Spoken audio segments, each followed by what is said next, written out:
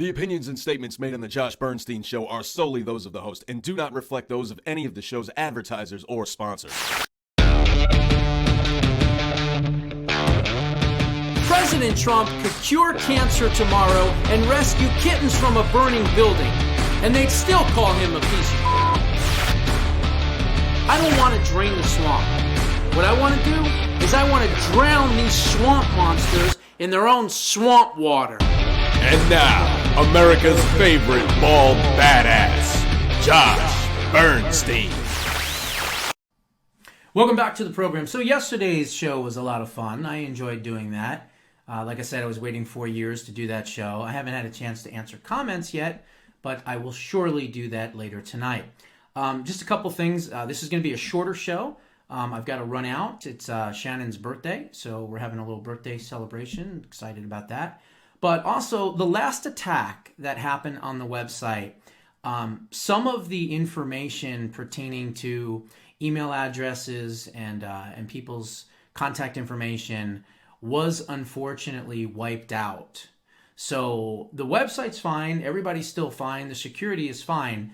But they were able to get into some files and erase some files in there. So if you could, please email me if you're someone that comments all the time, even if you're someone that doesn't comment all the time, and you just watch quietly throughout the years, which I know there are many of you that do that, please do me a favor and just send me an email with your most current information, your most current email, and a contact number if you want. That's optional, doesn't matter. But at least a minimum of an email address so that just in case something happens, I always have the ability to be able to reach all of you. Because let's face it, there are hundreds upon hundreds of subscribers here at this website. And I wanted to just kind of make sure that I never lose track of some of the people. Normally we have the ability to track that information. But like I said, it was lost in the last attack. But hey, you know what? That we shouldn't. Hopefully, we won't have too many more because freedom is upon us, folks. We're getting close to it, at least anyway. But I wanted to point out a couple things. First and foremost, obviously, President Trump is going to need to pick an attorney general. All right, and he needs an attorney general that is aggressive, someone that's not going to sit back and just, say, well, they did all these lawfare things to President Trump, but it's a new thing. We don't want to go back in the past. We just want to move forward, and we just want to kumbaya and be bipartisan and show that we're a unity. No, none of that. We cannot have that, because if the bully steals your lunch money over and over and over again and smacks you in the face, and you don't do anything about it, guess what? He's going to continue to do it. So we need to punish these people for what they have done. And one of the people that I am hearing a lot about, and I like this guy, he's great. His name is Mike Davis. Mike Davis I think he's an attorney for Trump at one point, but also I think he's also an assistant to Neil Gorsuch on the Supreme Court. Brilliant legal mind, but more importantly, he's aggressive. He is really, really aggressive. And this is what he said today about Letitia James thinking that she's going to continue to prosecute President Trump. Go and roll this clip. Let me just say this to Big Tish James, the New York Attorney General. I dare you. I dare you to try to continue your lawfare against President Trump in his second term. Because listen here, sweetheart, we're not messing around this time. And we will put your fat ass in prison for conspiracy against rights. And I promise you that. So think long and hard before you want to violate President Trump's constitutional rights or any other American's constitutional rights. It's not going to happen again. We've been warning people on the show, Mike. This isn't the same Trump administration. Stop messing around. Don't rig elections. Don't illegally vote. Don't try the funny business, because we know the team this time and they are not effing around. That's the kind of fight. That's the kind of viciousness. That's the kind of, chutzpah, whatever you want to use in that word. We need someone like that that's going to go in, become the attorney general, and drag these people in and hold them all accountable. We don't want kumbaya. We don't need a Bill Barr. Okay? We don't need a Jeff Sessions. We're done with that. That's old. We need fresh, new blood and meat. We need someone that is hungry and thirsty for justice. And I believe Mike Davis would be a phenomenal pick as the Attorney General.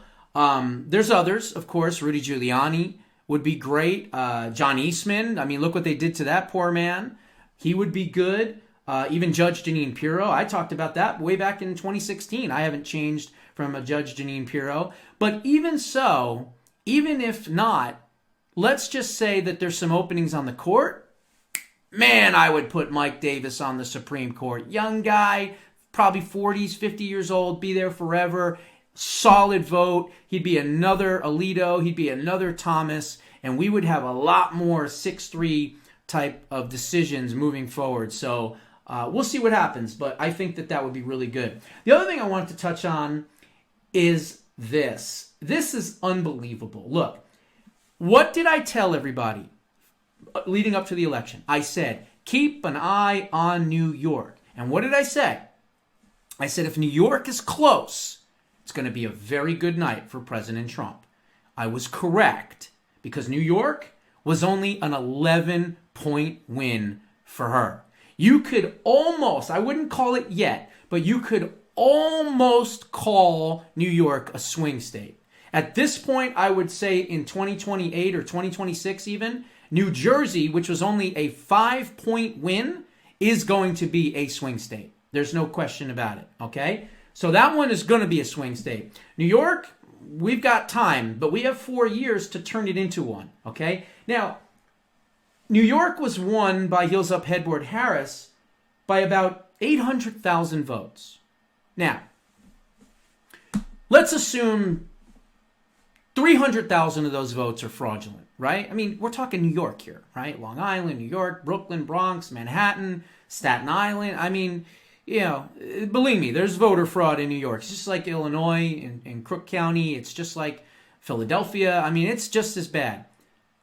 But 800,000 votes was the difference. So imagine if we clean up our elections. Mandatory voter ID for all 50 states. We get rid of illegals ever voting in our elections ever again. We clean it all up. Maybe we get rid of the machines. We get rid of, you know, the early ballots and mail-in ballots. I mean, that would be my dream list. But let's just say even if we did no more illegal aliens ever and at least 50 states of voter ID.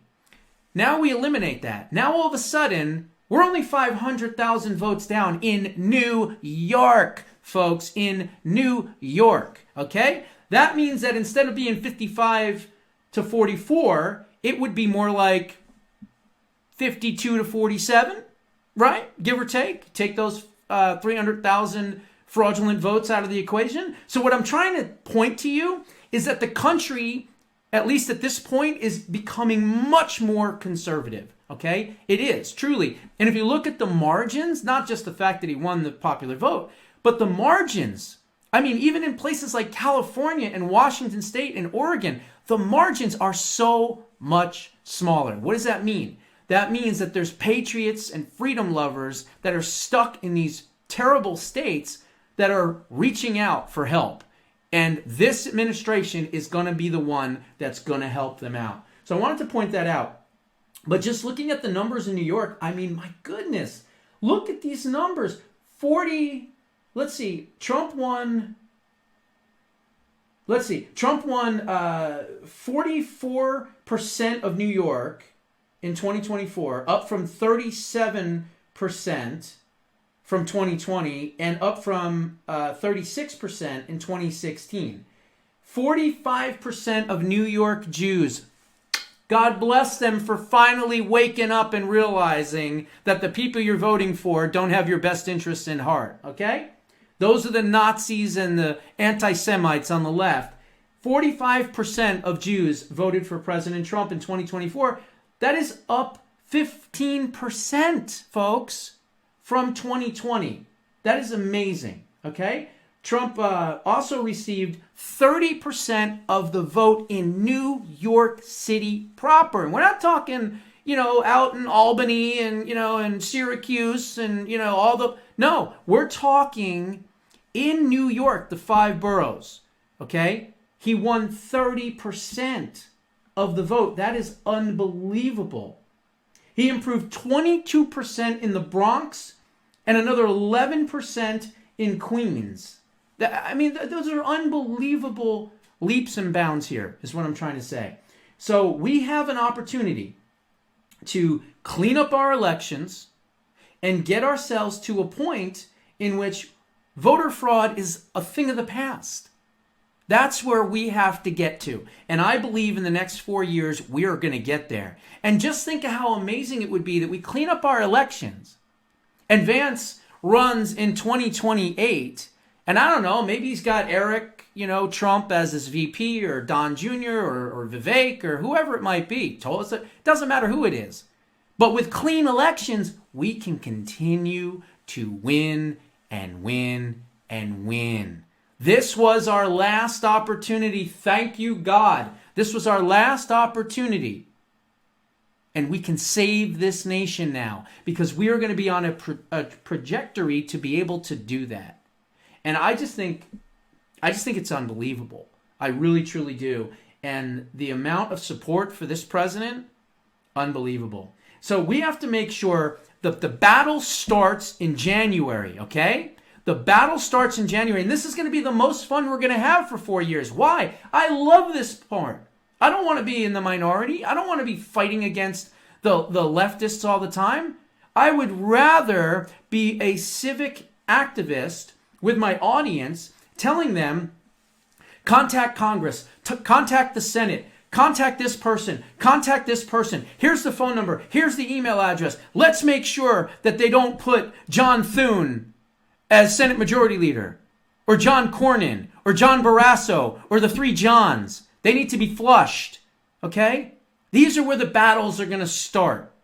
And I'm excited about that. I am very excited about that because we need to hold this new administration accountable to MAGA. And we will do that. And we will all do that together. So I'm really excited about that. I'd love to see a Ted Cruz, a Josh Hawley, somebody like that take over as Senate Majority Leader. We'd get so much more done. Right now, the count for the House is 213 to 200. There are still 22 seats remaining, and 11 of those are in what they call toss-up category. So if he wins the toss-ups, we're talking what? He'll have about a 7 or 8 seat lead, somewhere right around there in the House. It's not a lot, but it's probably enough, right? According with the Senate and everything else. And by the way, McCormick just was declared the winner in Pennsylvania. So now we're at 53 Senate seats. And I will tell you this, sadly, Sam Brown is not going to win in Nevada. But in Arizona, see, people are wondering, Josh, why is it taking so long? Everything else is done, but Arizona's still counting. If you saw our ballot, it was 4 pages long. There were 79 separate elections on the ballot. I can't even tell you, it was like 18 different ballot initiatives. It took 22 to 23 minutes per person to fill it out in the line. So just think of how long it's going to take for them to even be able to add it all up. But I'm telling you right now, there's something weird happening because apparently she's like 50.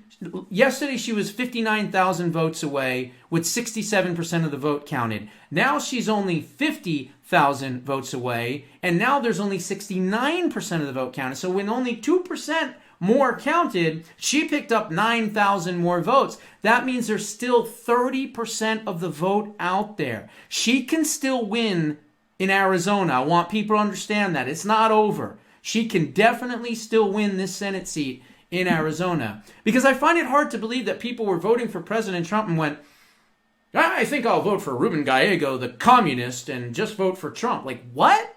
Come on. There's got to be something going on. And I think that President Trump's lawyers need to be in Arizona, and they need to be challenging what's going on. Because I don't trust Arizona. Even though I'm here, I don't trust Arizona. We've got too many rhinos. We've got the Maricopa Board of Supervisors, Jack Sellers. We've got Stephen Richard. Thankfully, he's gone. The next election, he was for this one, unfortunately. But the next election is going to be Justin Heap, who seems to be much more America first. So things are looking better for Arizona in the future. But right now, we're still stuck on stupid out here, which is unfortunately, maybe the hot 115-degree summers back to back has roasted people's brains. I don't know, maybe so, maybe even including mine. But anyway, so that's all I wanted to say tonight. Short and sweet, but just be happy, be thankful to God, keep fighting, and like I said, the real fun is going to start soon, and I can't wait to start doing shows where I'm like, this person would be great for Attorney General, this person would be good for Secretary of Treasury, this person would be good for, Defense Secretary, this person would be good for, Ambassador to the United Nations, and all these different positions. So I'm excited about all the different things that we're going to be talking about moving forward. It's going to be glorious. Those are my thoughts. What are yours? Put them down in the comments below. We'll see you in the next one. Hi, I'm TV talk show host, investigative journalist, and now author Josh Bernstein. In my debut book, Preserving Liberty, Bold and Brave Solutions to Save America and Create Permanent Freedom, you will learn how to restore voter integrity and confidence. You will also learn how to balance the electorate to make sure that it is fair for all voters. You will also learn how to end the class warfare argument. You will also learn how to dismantle and rein in Washington, D.C. permanently.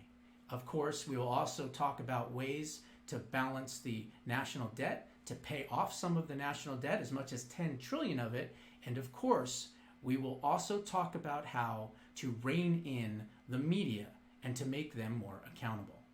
So please check out Preserving Liberty. You can go to Amazon and get your book today. Thank you.